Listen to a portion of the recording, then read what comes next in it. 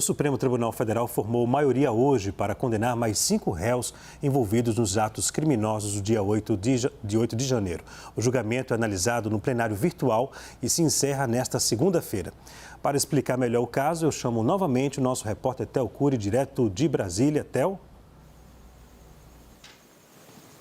Oi, Leandro, boa noite para você, uma ótima noite para quem acompanha a gente. Então, formou-se maioria no Supremo, 6 votos para condenar 5 réus que estão envolvidos nos atos criminosos e golpistas que aconteceram no dia 8 de janeiro aqui em Brasília, na Praça dos Três Poderes, quando houve uma invasão e depredação do Palácio do Planalto, do Congresso Nacional e também e principalmente do Supremo Tribunal Federal. Até agora, 6 ministros votaram, 5 integralmente, 4 ministros acompanharam integralmente o voto de Alexandre de Moraes e Cristiano Zanin acompanhou em partes, com uma dosimetria da pena, ou seja, com a pena, o tempo de pena a qual essas pessoas deverão responder na prisão, um pouco menor que os demais ministros. O ministro Alexandre de Moraes, que tem então essa maioria de ministros acompanhando o entendimento dele, votou para condenar esses 5 réus pelos crimes de abolição violenta do Estado Democrático de Direito, golpe de Estado,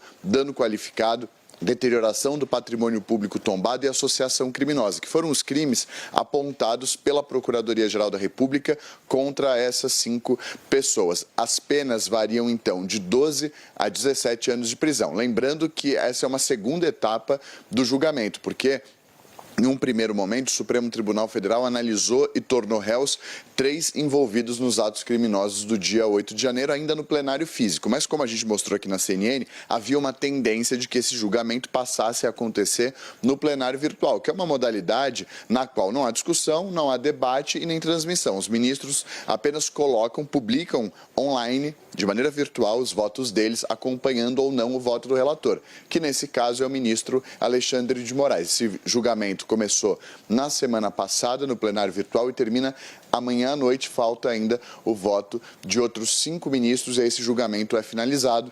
E o Supremo Tribunal Federal vai dando continuidade a uma série de pessoas que foram, a análise de uma série de ações penais contra essas pessoas que foram acusadas pela Procuradoria-Geral da República de terem participado da execução dos atos do 8 de janeiro. Leandro.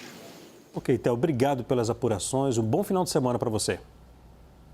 Pedro, a sentença já era esperada dessas condenações? Já era esperada, né? Votação no plenário virtual não tem a mesma repercussão, não tem a mesma pirotecnia do que o plenário físico, mas era uma sentença absolutamente esperada e as próximas provavelmente vão seguir no mesmo caminho. São sentenças duríssimas, equivalente a penas de homicídio, 17 e 15 anos de prisão. Mais uma vez, o ministro Zanin discordou dos colegas em relação à dosimetria. Ele acredita que é uma redundância entre a abolição do Estado Democrático de Direito e golpe de Estado. Os outros ministros acreditam que não, que as duas penas devem se somar. Então, ele pediu uma pena um pouco menor, em vez de 17 anos, 12 anos de prisão. Mas é uma tendência, Leandro, tolerância zero com esses envolvidos nos atos terroristas de 8 de janeiro. O julgamento vai continuar nas próximas semanas, depois vão ser julgados os articuladores e os financiadores dos atos terroristas e provavelmente a gente vai ver pela frente penas altíssimas sendo aplicadas pelos ministros do Supremo, Leandro. Agora, Pedro, o julgamento aqui no Brasil sobre o caso, né, os atos criminosos do dia 8 de janeiro, o julgamento deve aí seguir meses conforme o que a gente está acompanhando lá nos Estados Unidos, com aqueles atos que houve lá no Capitólio. Aqui o julgamento deve demorar também meses em comparação lá já o julgamento já ocorre há anos. Acho que aqui no Brasil o ritmo está sendo muito mais célere, né? O julgamento no Brasil está acontecendo de forma muito mais rápida do que nos Estados Unidos, mas as penas elas são parecidas. Os envolvidos nos atos terroristas do Capitólio também receberam penas altíssimas, assim como os envolvidos nos atos terroristas do 8 de janeiro aqui no Brasil.